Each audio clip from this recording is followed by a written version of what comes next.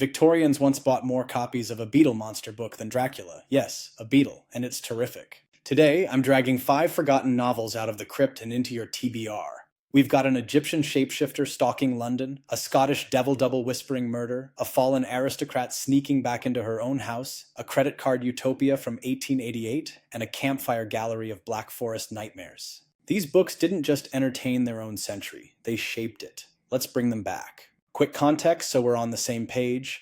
Gothic here means atmospheres of dread, doubles, haunted minds. Sensation fiction means domestic scandal served hot. Big feelings, bigger reveals. Utopian fiction gives you a blueprint for a better future and dares you to argue with it. All right, descend with me. First, The Beetle by Richard Marsh, 1897, an ancient Egyptian entity with a talent for hypnotism, gender slippage, and yes, turning into a giant scarab hits London to ruin a rising MP, Paul Lessingham.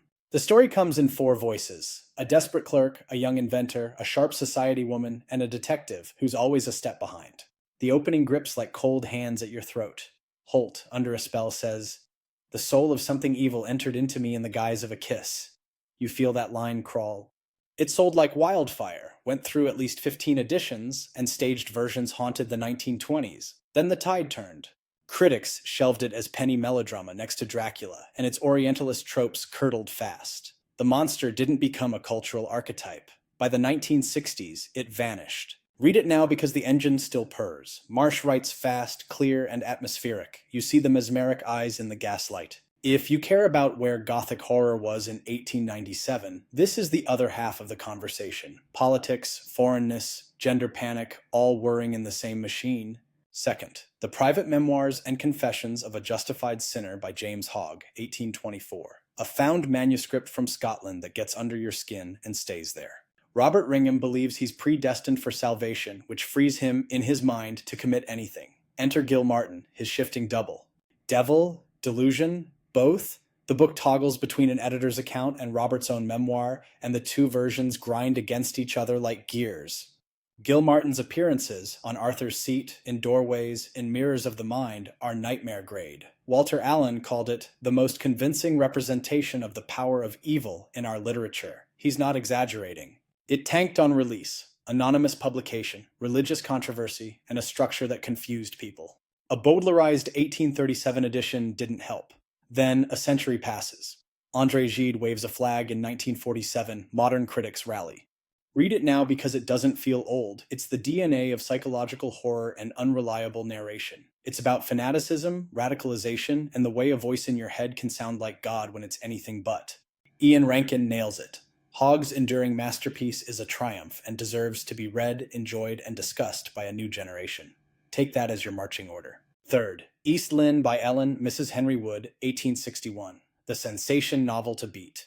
Lady Isabel Vane runs off, gets ruined, is presumed dead in a train wreck, and returns, veiled, shaken, as the governess in her former home just to be near her children. The plot stacks coincidences like cordwood, then lights the match. Courtroom scenes, doorstep reckonings, tears everywhere. It was a monster hit. Everyone read it, from the Prince of Wales to Joseph Conrad. The stage adaptations were even bigger. The line, "dead, dead, and never called me mother," became theater legend, even though it's not in the original novel. So why did it fade? Later critics recoiled at the sentimentality and moralizing. It became the punchline of Victorian melodrama.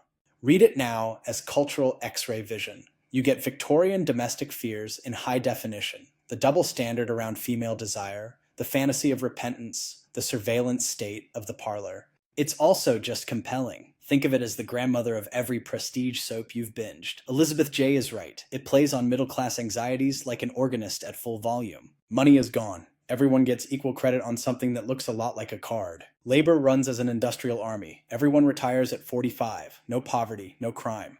The book is basically a set of conversations that explain how the system works, with a soft-focus romance along the edge. It was gigantic. One of the best-selling American books of the century. Over 1 million copies sold, translated everywhere. Bellamy Clubs, more than 160 of them, sprouted up to debate and organize. It influenced thinkers from Eugene Debs to John Dewey and provoked responses like William Morris's News from Nowhere. Then the 20th century happened.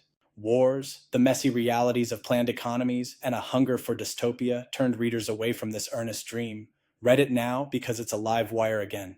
Automation, inequality, UBI debates, Bellamy's right there. He writes, "No man anymore has any care for the morrow. The nation guarantees the nurture, education, and comfortable maintenance of every citizen from the cradle to the grave. You may disagree with the blueprint. Good. That's the point.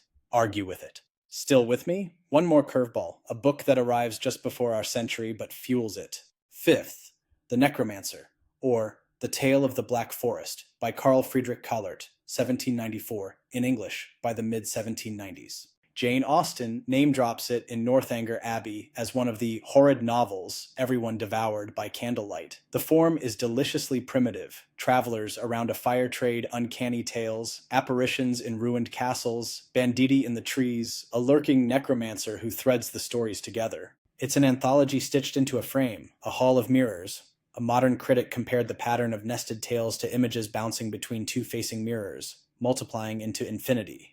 You see the seed of later labyrinths like Melmoth the Wanderer. Serious critics ignored it for generations. Too pulpy, too fragmented, overshadowed by Radcliffe and Lewis. Read it now to taste the raw Gothic imagination before it got polished. This is the atmosphere young readers craved, the folklore roots of the genre, the campfire cadence that echoes through the 19th century. If you want to know what Catherine Morland was secretly thrilled by, here's your packet of contraband. So what have we pulled from the shelf? A Beetle that once outpaced Dracula, a Scottish confession that invents the modern unreliable mind, a household melodrama that mapped Victorian panic, a utopia that taught America to dream in policy, and a Black Forest seance that fed the whole century's fears.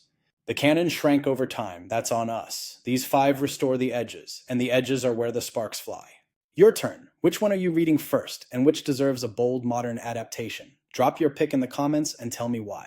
If you enjoyed this excavation, subscribe to the 19th Shelf for more rescues from the dust. Until next time, keep your candles lit and your prefaces loaded.